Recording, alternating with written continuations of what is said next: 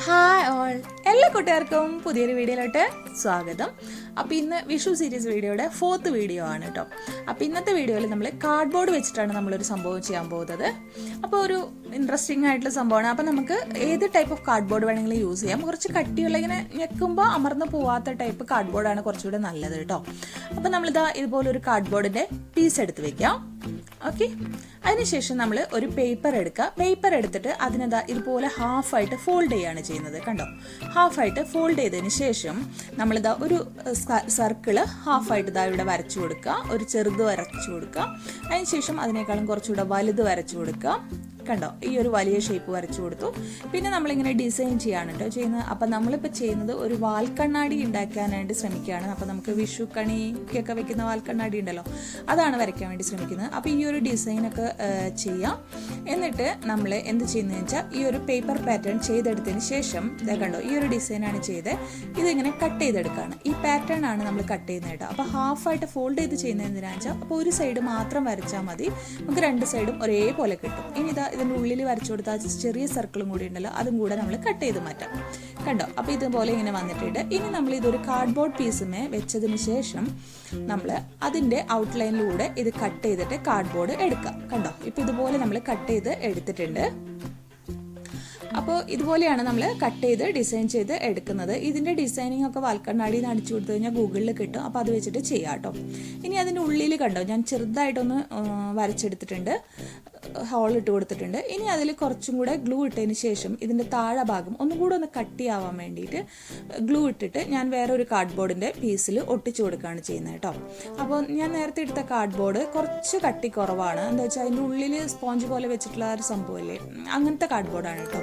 അപ്പോൾ അതുകൊണ്ടൊന്ന് കട്ട് ചെയ്യാൻ വേണ്ടിയിട്ട് ഞാൻ എന്താ ഇതുപോലെ ഇങ്ങനെ ഒട്ടിച്ച് എടുത്തിട്ടുണ്ട്.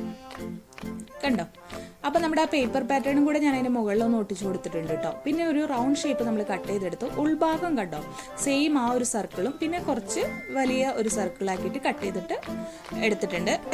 ഇനി നമ്മൾ ആ ഒരു സർക്കിളിനെ നമ്മളിത് മണ്ണ് ഒട്ടിച്ചു കൊടുക്കുകയാണ് ചെയ്യുന്നത് കേട്ടോ. അപ്പോൾ കുറച്ച് ഗ്ലൂ ഇട്ട് കൊടുക്കാം. ഗ്ലൂ ഇട്ടതിന് ശേഷം നമ്മൾ ആ ഒരു സർക്കിൾ കറക്റ്റായിട്ട് വെച്ചിട്ട് ഒട്ടിച്ചു കൊടുക്കാം. കണ്ടോ, ഇപ്പോൾ ഇങ്ങനെ ഒരു റൗണ്ടാണ് നമ്മൾ ഒട്ടിച്ചു കൊടുക്കുന്നത് കേട്ടോ. പുള്ളിയിലത്തെ സർക്കിൾ നമ്മൾ നേരത്തെ വാൽക്കണ്ണാടിയുടെ ഫ്രെയിം ചെയ്ത അതേപോലെ തന്നെയാണ് ചെയ്യുന്നത്. ഇനി നമ്മൾ ഇതിൽ കുറച്ച് ഡിസൈൻസ് ഒക്കെ ഒന്ന് മാർക്ക് ചെയ്ത് കൊടുക്കുകയാണ്. നമുക്ക് ഏകദേശം വരേണ്ട ആ ഒരു വിധം എങ്ങനെയാണെന്ന് വെച്ചാൽ അതിനനുസരിച്ചിട്ട് കുറച്ച് ഡിസൈൻസ് ഒക്കെ മാർക്ക് ചെയ്യാം കേട്ടോ. അപ്പോൾ ഇങ്ങനത്തെ ഡിസൈൻസ് ഒക്കെ നമുക്ക് വാൽക്കണ്ണാടിയിൽ നിന്ന് ഗൂഗിളിൽ സെർച്ച് ചെയ്ത് കഴിഞ്ഞാൽ നമുക്ക് കിട്ടും. അപ്പോൾ ഏകദേശം നമുക്ക് ആ ഒരു ഇതൊക്കെ വരുത്താൻ വേണ്ടി ശ്രമിക്കാം. അപ്പോൾ ആദ്യം തന്നെ നമുക്ക് പെന്ന് കൊണ്ട് നമുക്ക് ആ ഒരു ഡിസൈനൊക്കെ ഒന്ന് വരച്ച് നമുക്ക് ഇഷ്ടമുള്ള ഡിസൈൻസ് ഒക്കെ ഒന്ന് കൊടുക്കാം. അതിനുശേഷം നമുക്ക് ഇതിനെ ഒന്ന് ഡെക്കറേഷൻ എങ്ങനെയാണ് ചെയ്യുന്നതെന്ന് നോക്കാം കേട്ടോ.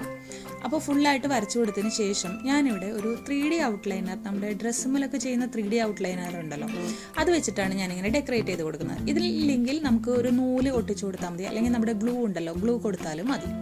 എന്നിട്ട് ഇതിപ്പോൾ നന്നായിട്ട് ഉണങ്ങിയിട്ടുണ്ട്.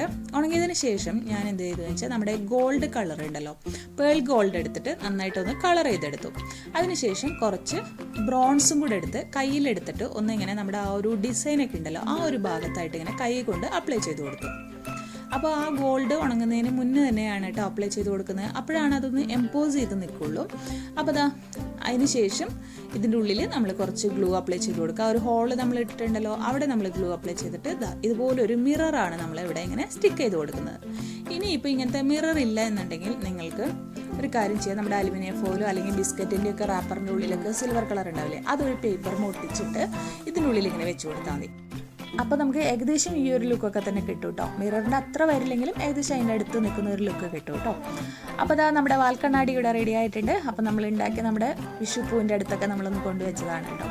അപ്പോൾ ഏകദേശം ഒരു വാൽക്കണ്ണാടിയുടെ ഒരു ലുക്കൊക്കെ ഉണ്ട്. ഇത് നമുക്ക് ഒരു ഷോ പീസായിട്ടൊക്കെ വെക്കാൻ നല്ലതാണ് കേട്ടോ. അപ്പോൾ വിഷു ആയതുകൊണ്ട് തന്നെ നമ്മൾ വിഷു കണിയിലൊക്കെ വെക്കുന്ന ഒരു സംഭവമാണല്ലേ വാൽക്കണ്ണാടി.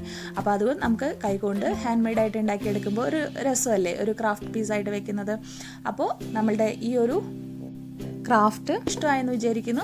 ഇഷ്ടമായെങ്കിൽ നിങ്ങൾ ലൈക്ക് ചെയ്യുക, ഷെയർ ചെയ്യുക, കമൻറ്റ് ചെയ്യുക. അതുപോലെ തന്നെ ക്രാഫ്റ്റ് ഇഷ്ടപ്പെടുന്ന നിങ്ങളുടെ കൂട്ടുകാർക്ക്, ഫ്രണ്ട്സിനോ ഫാമിലിക്കോ ഒന്ന് വീഡിയോ ഷെയർ ചെയ്ത് കൊടുത്ത് സപ്പോർട്ട് ചെയ്യുക കേട്ടോ. വീണ്ടും ഒരു പുതിയ വീഡിയോ ആയിട്ട് വരുമ്പോഴേക്കും എല്ലാ കൂട്ടുകാർക്കും bye bye. Thank you all.